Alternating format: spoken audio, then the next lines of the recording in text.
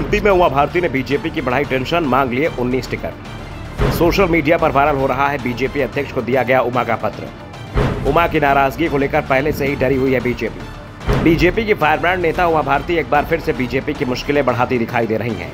ये सवाल इस समय पूरे मध्य प्रदेश में चर्चाओं में बना हुआ है।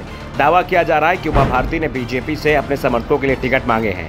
उमा भारती ने पार्टी को 19 नेताओं की सूची भेजी है। ये सूची सोशल मीडिया पर वायरल हो रही है, लेकिन अभी तक ये साफ नहीं हुआ है कि जो सूची वायरल हो रही है वो उमा भारती की ओर से बीजेपी को भेजी गई है। लेकिन इस सूची में जो नाम है वो सभी उमा भारती के कट्टर समर्थक हैं।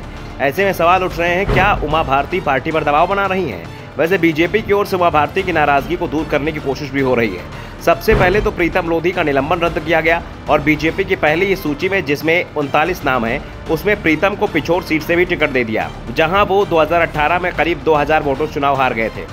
बाद में शिवराज सिंह चौहान ने मंत्रिमंडल का विस्तार किया तो और 3 मंत्री अपनी कैबिनेट में शामिल किए, जिसमें उमा भारती के भतीजे राहुल सिंह लोधी का भी नाम था। साफ है कि उमा की ताकत का फायदा और उनकी नाराजगी से होने वाले नुकसान का अंदाजा बीजेपी को है, इसलिए बीजेपी उमा भारती को अपने ही पाले में रखना चाहती है। ऐसे में जो सूची जिसके बारे में दावा हो रहा है उमा भारती की ओर से बीजेपी के प्रदेश अध्यक्ष बीडी शर्मा को दी है, इस सूची के साथ ही उन्होंने लिखा है कि कुछ और नामों की दूसरी सूची भेजूंगी। उमा के इस पत्र और कथित सूची को लेकर बीजेपी के अंदर हलचल मची हुई है। पार्टी के कई लोग दावा कर रहे हैं कि सूची फर्जी है। उमा भारती की ओर से ऐसी कोई लिस्ट पार्टी अध्यक्ष बीडी शर्मा को नहीं दी गई है। इस बीच ये भी दावा किया जा रहा है कि जो नाम सूची में है वो उमा भारती के समर्थकों के ही हैं। ऐसे में उमा भारती की ओर से उनको टिकट दिए जाने की मांग की गई है।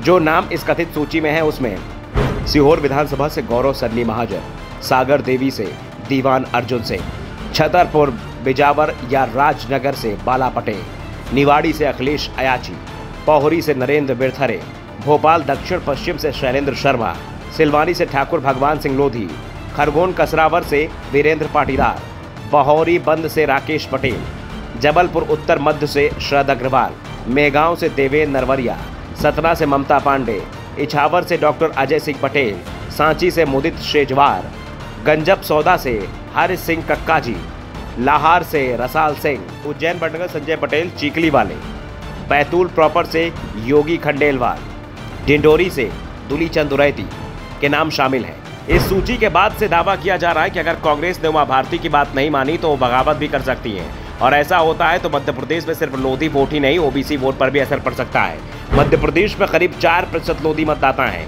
और इनका अधिकांश वोट पिछले 20 साल से बीजेपी के हिस्से में आता रहा है। ऐसे में बीजेपी को इस बार भी उम्मीद है कि लोधी उसी के साथ जाएंगे, लेकिन इस बीच उमा भारती के तेवरों से बीजेपी को डर लग रहा है। पिछले दिनों उमा भारती का एक वीडियो भी वायरल हुआ था जिसमें उन्होंने कहा था कि वो बीजेपी नेता की हैसियत से चुनाव के समय सभी से वोट मांगने जाएंगी। लेकिन समाज के लोधी भाई और बहनों से मैं कहना चाहूँगी कि मेरे कहने पर आप लोग बीजेपी को वोट मत देना। मैं पार्टी नेता की हैसियत से अपना फर्ज निभाऊंगी, लेकिन आपको अपना हित देखना है।